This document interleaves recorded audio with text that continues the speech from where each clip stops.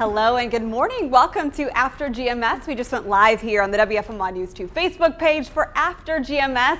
I'm Megan Malaris alongside Sydney Moore and for Tracy McCain, meteorologist Ed Matthews, meteorologist Christian Morgan, and a beautiful view of the downtown Greensboro skyline. Absolutely. Christian, we spoke about that warm weather. How long is it going to last? Well, for folks who like warm weather, not long enough. If you like cold weather, then it's already lasted too long. Taking a live look over downtown Greensboro right now. It's a chilly start out the door this morning, mid-40s for pretty much all of us. We were in the low 40s, even some upper 30s earlier on the Good Morning Show, and still a couple people in the 30s club. Burlington looking at you, Reidsville looking at you, Martinsville, Virginia, Danville as well. We're at 43 in Winston-Salem, 45 in Asheboro, and 40 in Lexington. We have 40s all the way down into South Carolina and Georgia, but take a look at a wider view. You notice all that warmth out in the middle part of the country and down in the deep south. That's all shifting to the east. And this time of the year, if you want to get warm, you got to take that warm air from somewhere else and you got to bring it here. And that's what we're doing over the next couple days and what we've been doing so far this week. This gradual warm up will continue. High pressure lives just off the coast of Georgia. So that's really keeping us dry, keeping our sunshine around. But it also brings our winds in out of the south and out of the southwest. And that's where that warmth comes from. We're able to take all that warm air there and we're able to bring it into the Piedmont here. So we're on our way to the 70s today and tomorrow. But it's a quick warm up as we watch this cold front on the way back to the west. This will approach us as we go into your Thursday evening, and all the moisture with it really kind of runs out and then gets kind of wrung out even more over the mountains tomorrow as it pushes across the Piedmont. The clouds will increase tomorrow, and eventually we could have a couple showers for your Thursday evening, but this is not a big deal rain event at all. The bigger story will be the chilly air that it brings behind it, and that it brings behind it pretty quickly. High pressure builds back in and we'll have sunshine over the weekend, but that sun will be needed because it will be chilly. Here's how Futurecast plays things out. Again, we see the clouds increase tomorrow afternoon, but we do have plenty of sunshine throughout the day. Then you see a few showers as we go into your Thursday night time frame, and then there could be a couple left over going into the midnight hours and into early Friday morning. We want to clear out fast though. Let me explain why here in just a couple minutes. For now, quick 3 points you need to know. We're warm today and tomorrow. That cold front brings us a few showers tomorrow evening, dries us out and chills us down heading into Friday. Today it's all sunshine all the time. After a chilly start, that sun really works on us, warms us up into the low 70s this afternoon, which is really a warm day, especially by November standards. Tonight, clear skies, dropping it back into the upper 40s to right around 50 degrees here at home, and then the mid 40s, even some low 40s possible again in the foothill and mountain communities. This is why we want to clear things out fast going into early Friday morning. A partial lunar eclipse that you can see. I would go ahead and set your alarm.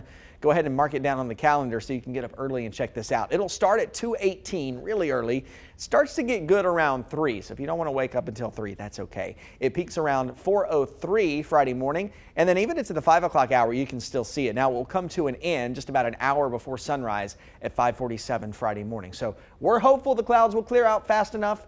I think we'll be able to do it. Of course, we'll keep you updated on that, but we are crossing our fingers and our toes and everything else just to make sure that we can see that Friday morning. Really is something cool. The weekend will be chilly too. Afternoon highs in the low 50s, morning lows right around freezing, if not below Saturday and Sunday morning. So we'll likely have some morning frost to watch out for there. Next shot of rain arrives by early next week on Monday. Well, it's only November 17th. Thanksgiving is a week from tomorrow, but already Christmas is top of mind for many of you. With holiday decorating, we want to know, have you put up your Christmas tree yet? Or if you celebrate Hanukkah, have you put up your menorah yet? That's right. Let us know in the comment section below. And we know some of you like to wait until after Thanksgiving, but there are others who have been eager to get their trees up. The White House staff may fall in that category. Their tree will leave from North Carolina today, headed for D.C. Since 1966. The National Christmas Tree Association has chosen the White House tree supplier. This year's tree is coming from Peak Farms in Ashe County, northwest of Wilkesboro. So in the Big Apple, Rockefeller Center just received its Christmas tree over the weekend. Look at that, 79 feet tall, and it's going to be adorned with more than 50,000 multicolored lights. topped with a 900-pound star with 70 spikes covered in 3 million crystals. Wow. Yes, that's expensive. We asked you on the Good Morning Show, have you put up your Christmas tree yet? We got some great photos from some of you already feeling the holiday spirit. Shania's tree is up along with some snowmen beautifully watching over the room. I love that tree topper. Willie says their tree is up, and he explained with COVID, we felt like we could use some Christmas cheer as long as possible. And Bowie said their colorful tree, wow, I love the pink lights. It's been up for 2 weeks now, saying it's our favorite holiday. Here's another festive tree from Shoshana. Beautiful. And not everyone is decorating just yet. This viewer texted saying, no, just took down the Halloween decorations yesterday. My mom is really big in like getting family together, and the one way she does that particularly is getting the Christmas tree up. So she already has her Christmas tree up. She's called up my sister, my brother to help her put those decorations and a friend up. So she's one of those who has it up and is already feeling the holiday spirit. I love it. I love it. We intend to decorate right after Thanksgiving and go get our tree from a farm in the mountains. My husband's big into cutting down the real tree. He likes the smell, wants our son to have that experience. But I still have Thanksgiving decorations up. We have a little turkey on the mantle, and then we do have Halloween lights. My son will not let me take them down. They're little pumpkin jack-o'-lanterns. No, they're pumpkin jack-o'-lanterns, and he loves them. He's like, Orgu, which means orange for the pumpkin lights, and he wants me to turn them on. Wow. So they might be up till Christmas. Can't take those down yet. Yes, and Matthews, you don't have yours up just yet, right? No, my rule of thumb is to wait until definitely after Thanksgiving. Thanksgiving's on Thursday. I'll probably chill over the weekend. You know, I'm on another vacation. How many has that been now? No. I knew I was going to get a reaction Shocking. got a reaction from Christian for sure. But I think that first week of December, I'm going to have some time on my hands, and it only takes maybe about an hour for me to unbag my stuff and get the tree out and decorate it and all that. So that'll give me something to do on my vacation, but definitely after Thanksgiving. There you go. Christian, what about you? So I don't put up, I haven't put up a tree yet, but I think my mom kind of takes care of all that for my parents' house. There are 8 trees there, into which they are already up. So she starts the day, actually, usually after Halloween. She started on Halloween this year. I was at the house on Halloween, and she was putting the trees up on Halloween. So they're all done. Almost all the Christmas decorating is done. I used to have this little 4-foot tall tree. It was an M&M tree, and it had M&M Christmas lights on it, but they all burn out, and then I think the tree is now covered in dust somewhere in storage. Yeah, so Christian, where do you have all those 8 trees? Where does your mom have them? Like, are they in the bathroom? Are they in the bathroom? So there are, let's see, one in the sunroom, one in the living room. Okay. One in the master bedroom, one in the bathroom, one in the dining room. Wow. There might actually be 2 in the bathroom. So does she decorate all of them with ornaments? Every single one of them. Wow. Every single one of them. Which is why we don't get a live tree anymore. It's something, I will say, it's something about walking into a home when you see those decorations and that tree up. It's just something about that just kind of brings you a little bit of happiness. You know what I mean? Like, I'm about to go into my day. It's going to be positive. It's going to be great. Why? Because I got my decorations up. I'm feeling good. We joke about it. We joke about it. We call it the gingerbread house.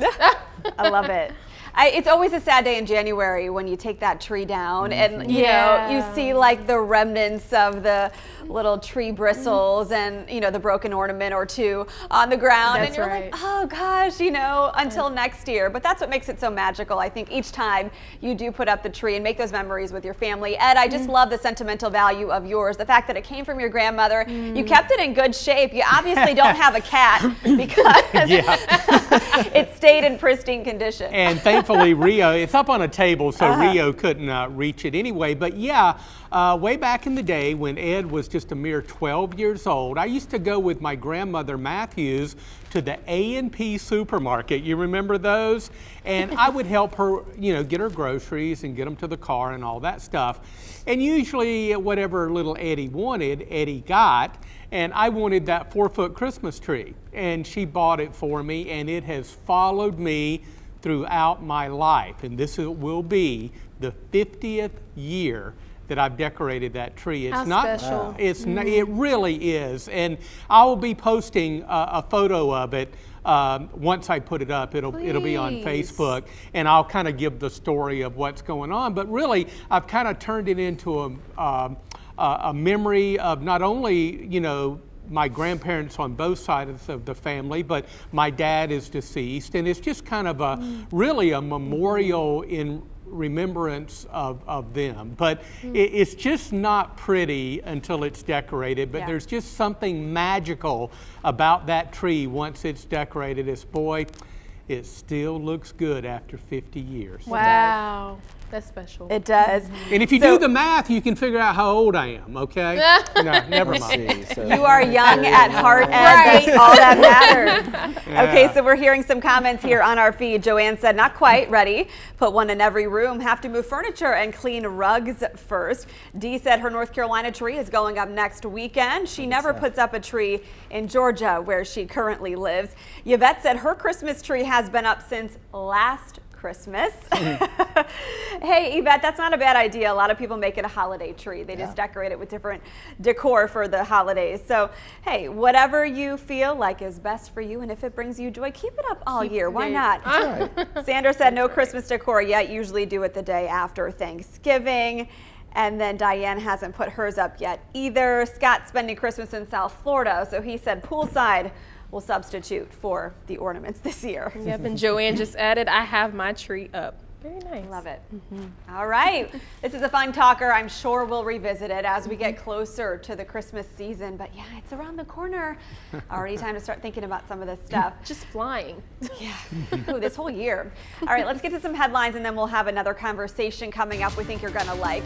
So Governor Roy Cooper will be in the TRIAD today. He's visiting Winston-Salem's Family Vaccination Center. The staff at St. Peter's Church and World Outreach Center will show the governor how they're getting more people vaccinated with the help of cash card incentives to those who bring people to get shots. We'll have coverage of the event on air and online. President Joe Biden will visit North Carolina next week. He'll be at Fort Bragg on Monday. The White House says he and First Lady Dr. Jill Biden will celebrate Thanksgiving early with service members and their families. A Triad church wants to feed those in need of a little help right now. Mount Olivet AME Zion Church is opening its food pantry today. This is a walk-up and drive-through event. It is free, but you'll need to wear your mask. Now, if you want your child fully vaccinated before the end of the year, holiday time is winding down, they must get their first dose by November 13th. WFMY News 2's Itanise McMiller shares places you can get your little ones a shot today. Well, as we approach the end of year holidays, I'm sure many families will be heading out to the crowded airports to reunite with family or even host large gatherings. I know I have some folks coming in town, but unfortunately, if you haven't already gotten your 5 to 11-year-old their first dose, they won't be fully vaccinated by Thanksgiving. But you can make sure they're fully protected by Christmas if you get them their first appointment for their first dose by November 19th. I have it all broken down for families on this nifty calendar. So you want to have your child fully vaccinated by Christmas Eve. Well, to do that, they have to get their first shot no later than November 19th. To boost the immune system's ability to fight the infection, there's a 3-week waiting period between Pfizer doses. That brings you to December 10th, time for your child's second dose. From there, another 2 weeks is needed for a child to be considered fully vaccinated. And there you have it, protected from the virus on Christmas Eve, an early gift this holiday season. If holiday travel is expected, infectious disease expert Dr. Christopher Ohl says parents need to make their children's appointments as soon as possible. In fact, just about every day we have a child admitted to Brenner's Children's Hospital with COVID or in the hospital with COVID. So even though it may be only 1 in 400 kids get hospitalized, if you're the parents of that one child, it's a big deal. Health professionals say 30% of children hospitalized have no previous health problems. They also encourage parents to consider the long-term effects getting the virus could have on their child, like heart, kidney, or even brain issues. And if you're a parent holding out because you're concerned about side effects your child may have, health professionals say that 5 to 11-year-olds are experiencing much milder symptoms than adults because their dose is 1/3 the dose that adults get. All right, so space launches, meteors, there is a lot going on in the skies lately, and this week will be no different. You might be able to witness the longest lunar eclipse of the century. And if you're an early riser, you may be able to catch it Friday morning. Let's bring in meteorologist Christian Morgan. Christian, will it be visible from the Triad? It will absolutely be visible from the Triad, and again, crossing our fingers that we clear the clouds out in time to see this. I'm pretty hopeful that we'll do it. I actually think that we will. So this actually lasts for several hours in the early morning hours on Friday. So for us who work morning TV, that's an easy thing to see early, but you might need to set an alarm, kind of circle it in your calendar to go to bed early Thursday night so you can wake up and see this. It starts at 2:18, but it really won't be that good then.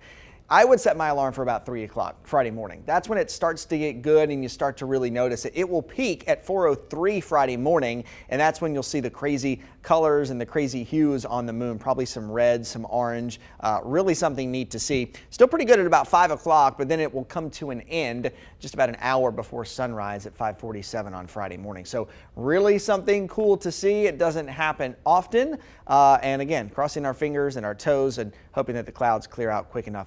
I'm pretty hopeful that they will.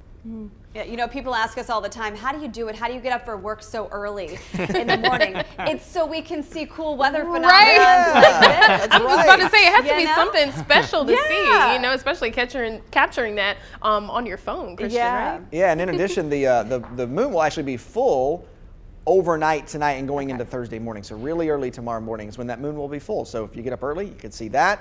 We'll have clear skies there, and then this will be something cool to see on Friday morning. It's been a busy week or two in the sky. Wow. Yes, Yeah. Ed, we talked earlier about how a lot of these weather phenomenons, from the meteor last week to the planets aligning, now to this lunar eclipse, are merely coincidental, but really fortunate for us. Yeah, it just so happened that all these great events have kind of come pretty close together, but I think it's spectacular. You know, me and Christian and the weather crew, obviously we're always focused on the Earth's atmosphere for obvious reasons, but you know, we really do enjoy things that are going on with the planets and the stars and meteors and eclipses and things like that. It's just really always exciting to watch it. I'll be up.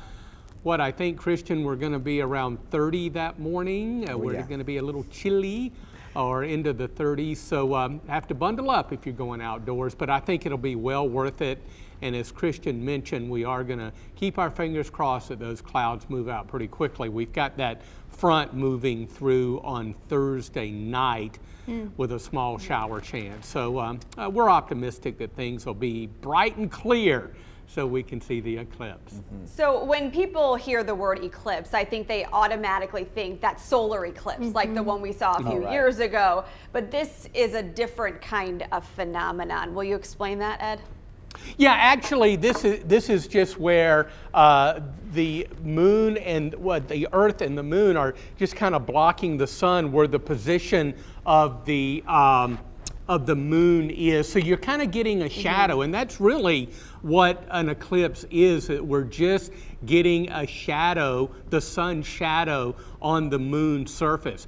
I think it's incredible that this one is lasting this long. We have seen these before, and they last maybe an hour or two or something like that. But what, as Christian mentioned, this one starts around 2 o'clock and goes for several hours. So even if it does happen to be a little cloudy at the start, hopefully at the peak around 4 o'clock, I think, you know, things will clear out then. So we've got an opportunity for the clouds to really clear out. But you know, we use a fancy term, you know, eclipse and all that.